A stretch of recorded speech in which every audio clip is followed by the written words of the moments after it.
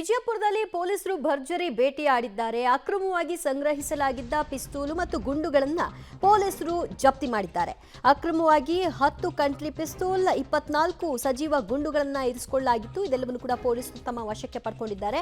ಒಟ್ಟು 10 ಜನರಿಗೆ ಪಿಸ್ತೂಲ್ ಕೊಟ್ಟಿದ್ದ ಸುರೇಶ್ ರಾಠೋಡನ ಬಂಧನ ಕೂಡ ಆಗಿದೆ. ಅಕ್ರಮ ಪಿಸ್ತೂಲ್ ಹೊಂದಿದ್ದ 10 ಜನರ ಮೇಲೂ ಕೂಡ ಈಗ ಎಫ್ಐಆರ್ ದಾಖಲಾಗಿದೆ.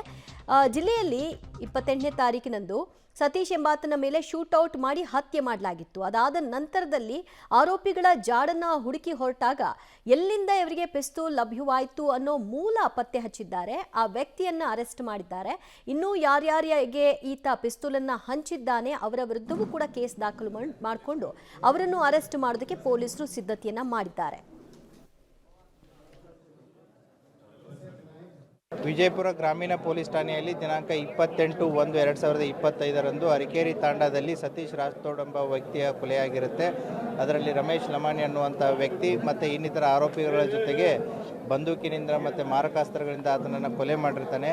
ಆ ಹಿನ್ನೆಲೆಯಲ್ಲಿ ಒಟ್ಟು 6 ಜನರನ್ನು ಬಂಧಿಸಲಾಗಿದೆ. ಅದರಲ್ಲಿ 5ನೇ ಆರೋಪಿಯಾದಂತಹ ಸತೀಶ್ ಅಲಿಯಾಸ್ ಸಾಗರ್ ರಾಥೋಡ್ ಈತನನ್ನು ದಿನಾಂಕ 13/2/2025 ಆತನನ್ನು ಬಂಧಿಸಲಾಗಿರುತ್ತೆ.